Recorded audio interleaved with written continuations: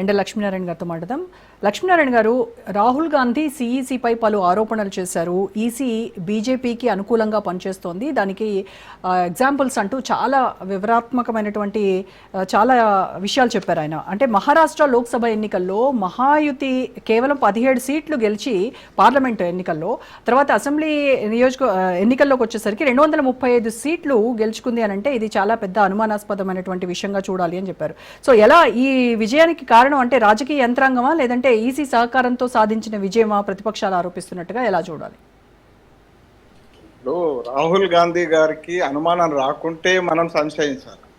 రాహుల్ గాంధీ గారికి ఆపరేషన్ సింధూర్ మీద అనుమానం వస్తుంది, రాహుల్ గాంధీకి ఏదైతే సర్జికల్ స్ట్రైక్ మీద అనుమానం వస్తుంది, బాలాకోట్ ఎయిర్ స్ట్రైక్ మీద అనుమానం వస్తుంది, రాహుల్ గాంధీకి రఫేల్ దాని మీద అనుమానం వస్తుంది. రాహుల్ గాంధీ జీవితమే అనుమానం. భారతదేశం మీద అనుమానం వస్తుంది, భారతదేశం యొక్క శత్రు దేశం మీద మాత్రం నమ్మకం వస్తుంది. రాహుల్ గాంధీ హిస్టరీ ఇది. ఆయన ఆయన సహజంగా ఆయన మాట్లాడినది. గతంలో కూడా బాంబు అన్నాడు, విస్ఫోటమే వస్తుందని అన్నాడు. అనేక సార్లు ఆయన విస్ఫోటాలేమో కానీ కోర్టుకు క్షమాపణలు చెప్పినటువంటి పరిస్థితి. రాహుల్ గాంధీ వాస్తవంగా చూస్తే లీడర్ ఆఫ్ అపోజిషన్, బట్ ఆయన నాన్ సీరియస్ పొలిటీషియన్. ఇది మనకు కనబడతా ఉన్నది, అర్థమవుతాం. అట్లీస్ట్ వారి తన సొంత సహోదరి ప్రియాంక గాంధీకి ఉన్నటువంటి పరిణతి కూడా ఆయనకు లేనటువంటి పరిస్థితి మనం పార్లమెంట్ లో చూస్తున్నాం, ఆయన మాటల్లో చూస్తున్నాం. ఈ రకమైనటువంటి స్థితులు ఉన్నాయి. ఇకపోతే ఎన్నికల ఫలితాలు ఒకసారి మనం తెలంగాణ తీసుకుంటే 8 శాసనసభ నియోజకవర్గాలు గెలిచినామండి అసెంబ్లీలో. తర్వాత 8 పార్లమెంటు స్థానాలు గెలిచినాం. ప్రజలు ఒకదానికి ఒక రకంగా ఓటేయచ్చు, ఒకదానికి ఒక రకంగా ఓటేయచ్చు. మరొక విషయం, గత ఓటమి నుంచి లోపాలను సవరించుకొని ప్రజల దగ్గరికి వెళ్ళి విషయాలను వివరించి కన్విన్స్ చేసి ఫలితాన్ని మోల్డ్ చేసుకోవడానికి అవసరమైనంత డెవలప్మెంట్ మోడీ గారి టెన్యూర్లో జరిగింది, జరుగుతా ఉంది. ఇవాళ మనం ఏ అంశం తీసుకున్నా, ఏ విషయం తీసుకున్నా ఆ రకమైనటువంటి పరిస్థితి ఉంది. అది రాష్ట్ర ఎన్నికలు కావచ్చు, అది దేశ ఎన్నికలు కావచ్చు, కేంద్రానికి సంబంధించిన ఎన్నికలు కావచ్చు, ఏదైనా ఎన్నికల్లో ఫలితాలు అనేటువంటి డిఫరెన్స్ గా వచ్చేటువంటి అవకాశం ఉన్నది. డిఫరెన్స్ గా ఫలితాలు రావడాన్ని ఆయన ఒక విస్ఫోటంగా చూపిస్తే దానంతా ఇది లేదు.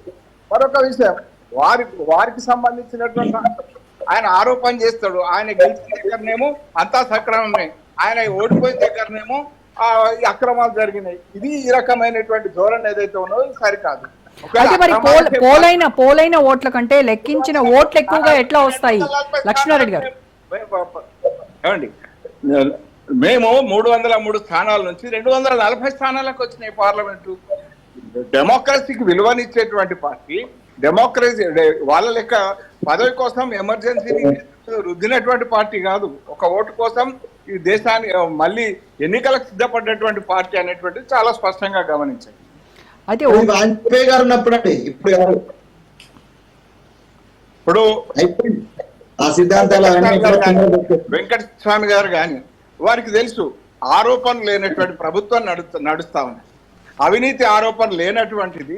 మరి గతంలో మనం చూసినాం, బొగ్గు కుంభకోణం కానీ, క్రీడల్లో కుంభకోణం కానీ, అగస్తా హెలికాప్టర్లో కుంభకోణం కానీ, లేకపోతే ఏ అంశం తీసుకున్నా కుంభకోణాల మయమైనటువంటి 11 సంవత్సరాల కాలంలో కుంభకోణాలు లేకుండా, అవినీతి అనేటువంటి దానికి అవకాశం లేకుండా పరిపాలన సజావుగా జరుగుతుంది.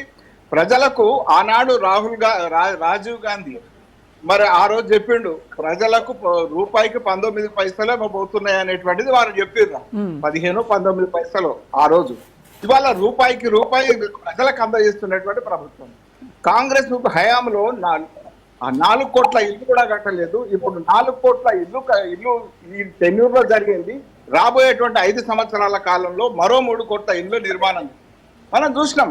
ఈవెన్ 2,96,96,000. ఒక్క నిమిషం లక్ష్మీనారాయణ గారు,